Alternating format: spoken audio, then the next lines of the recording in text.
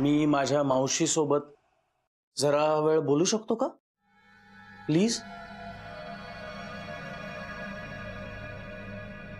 गार्गी चल.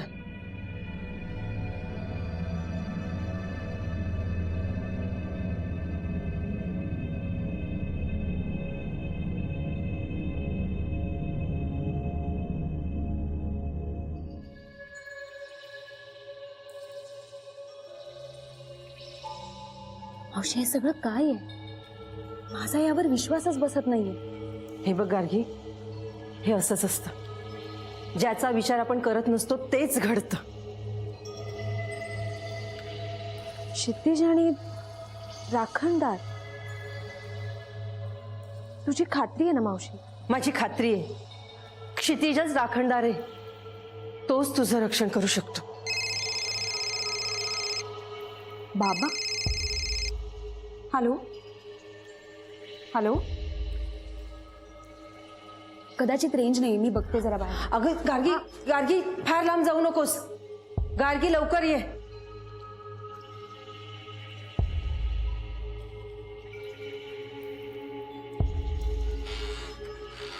आहे का ओळख?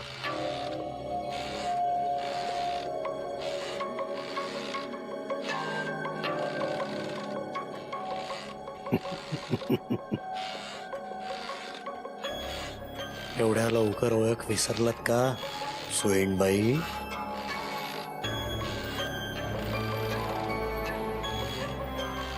ओळखलत का?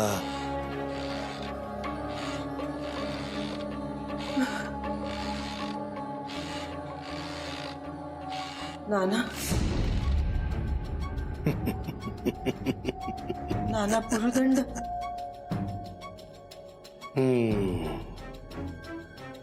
बरोबर.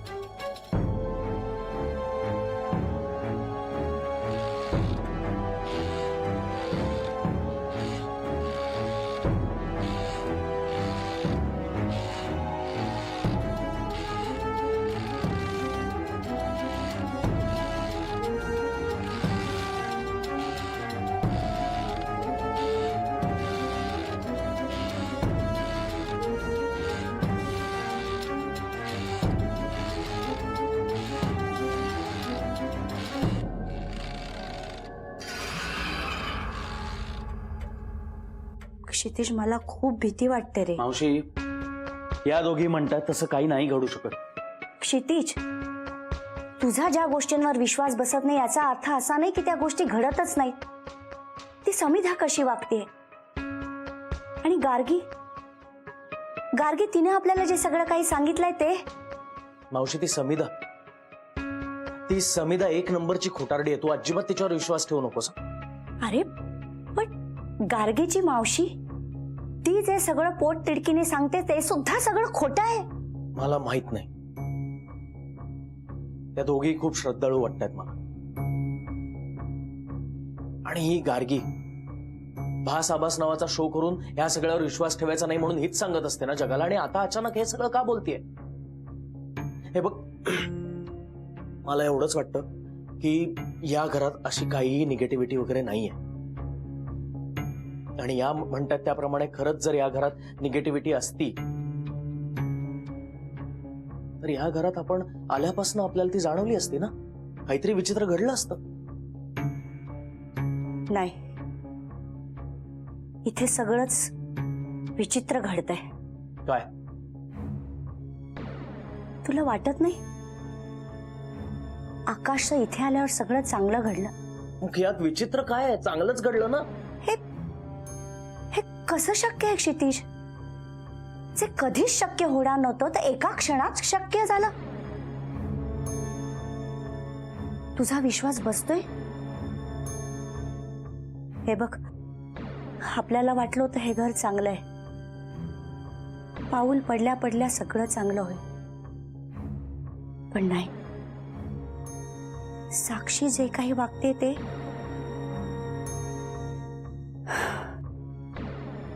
नाही चांगलं आहे. हे बघ, अवनीचा भास होणं ठीक होतं, कपाळावर मोठं कुंकू लावून स्वतःला कावेरी समजणं हे कितपत खरं आहे? आणि आता गार्गीच्या मावशीने सांगितलं ना कावेरीबद्दल, कावेरी ही पुरदंड कुटुंबाची सून होती. तिच्या मुलीचा बळी दिला गेला होता म्हणून तिला वेड लागलं होतं. आणि मी तर ऐकलंय त्यानंतर सूड म्हणून मुलींना बळी देण्याच्या विधीची सगळी तयारी ती करायची. त्यातच हे साक्षीचं अचानक उद्भवलेलं आजारपण आणि तितकंच तिचं चटकन बरं होणं.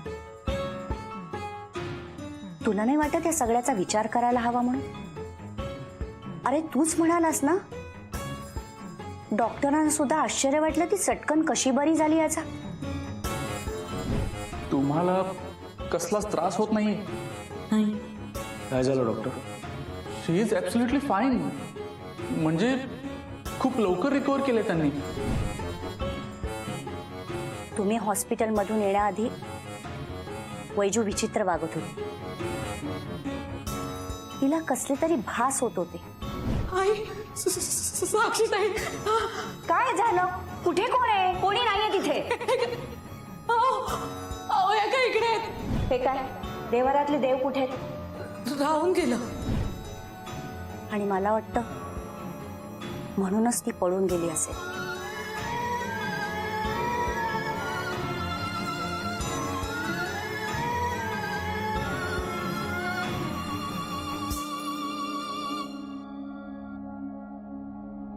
क्षितिज, ज्या मुलीची आई आज गेली ती मुलगी इथे येऊन असं का वागत असेल?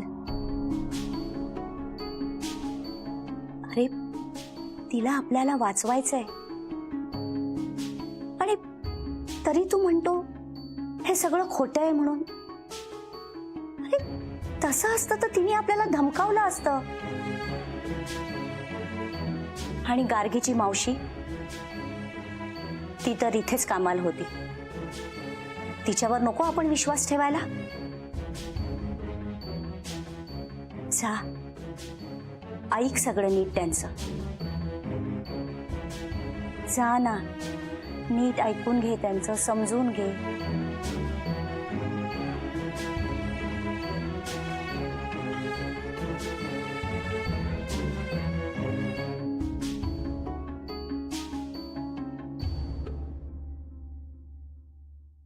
पुरदंडांना फसवलंस तू.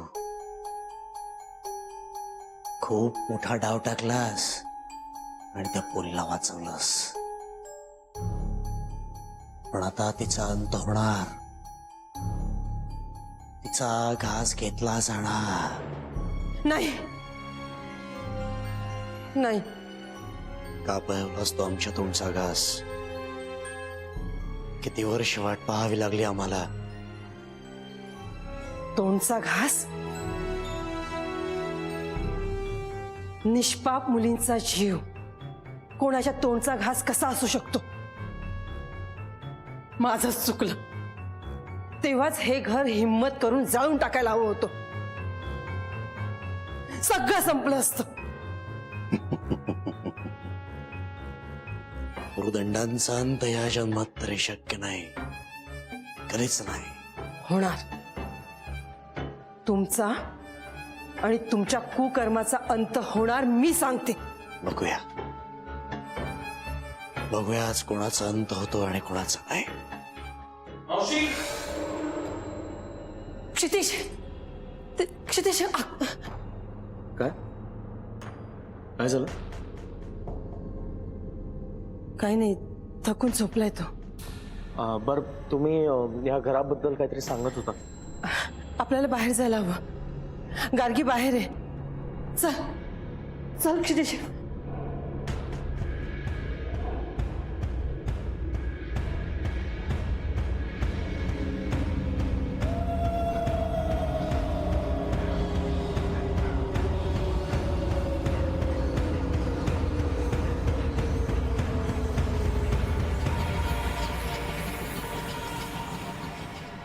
हॅलो हॅलो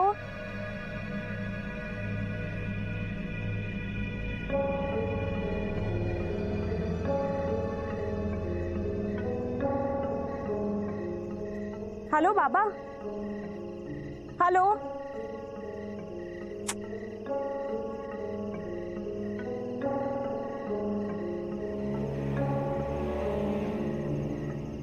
हा बाबा.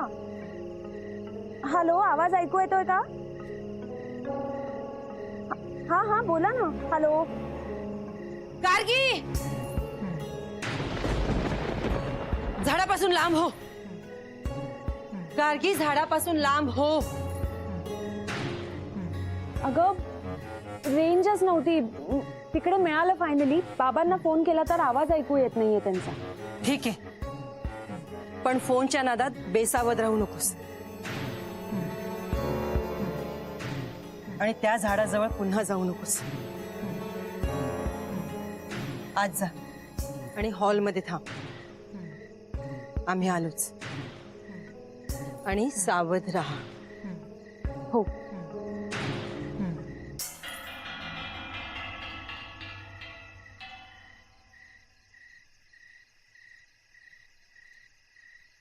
आशाताई ठीक आहेत?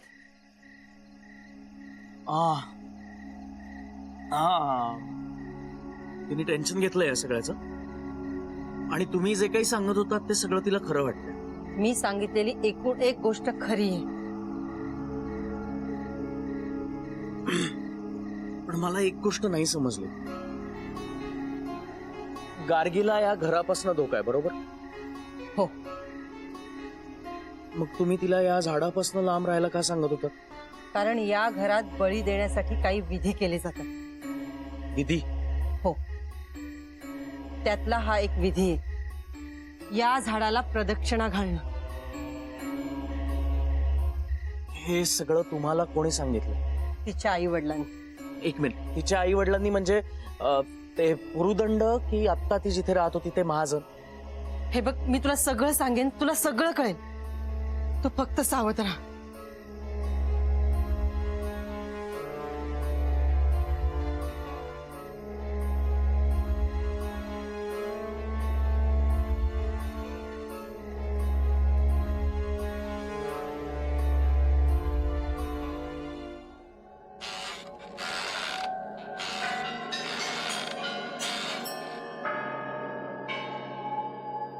भये, तयारी करायला घेतो सुद्धा. आजची रात्र शेवटची रात्र आहे. हो, पण त्या सुईणबाईचं काय करायचं? तिच्याकडे शक्ती आहे, पण आपण तिचं काहीच वाकडं करू शकणार नाही. आणि आपलं वाकडं करणं तिच्या शक्ती बाहेर आहे. पण त्या सुईणीचा काटा तर काढायलाच हवा. निघेल, निघेल. एकदा का ती पोरगी गेली की त्या धक्क्यानं ती सुद्धा मरेल. नक्की? भये, या नाना पुरुदंडावर तुझा विश्वास उरला नाही का ग आता? मी असं कुठे म्हंटल नाना? जा, वेळ दवडवू नकोस. सुनबाईंना मदत कर. सगळं लवकरात लवकर आटपत घेत आहे. नाना, तुम्ही अजिबात काळजी करू नका. सगळं वेळेत होईल. जा.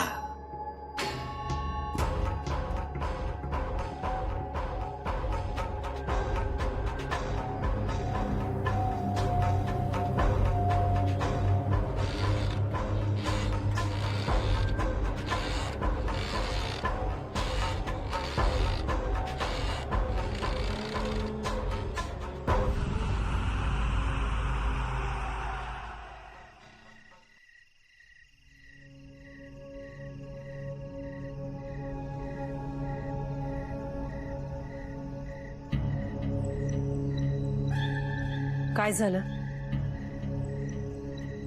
तुम्ही सांगताय ते सगळं सत्य असेल हे. पण माझा या सगळ्यावर अजूनही विश्वास नाही. का? हे सगळं पुरुदंडांचं आहे, बरोबर? मग माझा या सगळ्याशी काय संबंध? मी कसा काय राखणदार? पुन्हा ऐक. पूर्वंशी गुंफेल जीवाचे सूत्र ठाकेल उभा बनूनी कुटुंबी छत्र, राखेल झाड हाती घेऊन शस्त्र, घटिका 15 जन्मतिथीनुसार, भयमुक्त असा तोच राखणदार. म्हणजे या घराचा जो छत्र बनेल, या घरावर जो प्रेम करेल आणि या घरासाठी काहीही करायला तयार होईल आणि ज्याचा जन्म पहाटे 5:55 असेल, तो या घराचा राखणदार असतो. आणि हे सगळं तुझ्यातच आहे. तुझं घरावर खूप प्रेम आहे. तू घरासाठी काहीही करू शकतोस आणि तुझा जन्म पहाटे 5:55 आहे. याचा अर्थ तूच राखणदार आहेस. पटते तुला? नाही, कारण हे सगळं तुम्ही मला सांगताय. जोपर्यंत हे मी स्वतःच्या डोळ्यांनी बघत नाही तोपर्यंत याच्यावर माझा विश्वास बसणार नाही. तुला बघायचंय? हो. मग डोळे बंद कर. त्यांनी काय होणार आहे? डोळे बंद कर.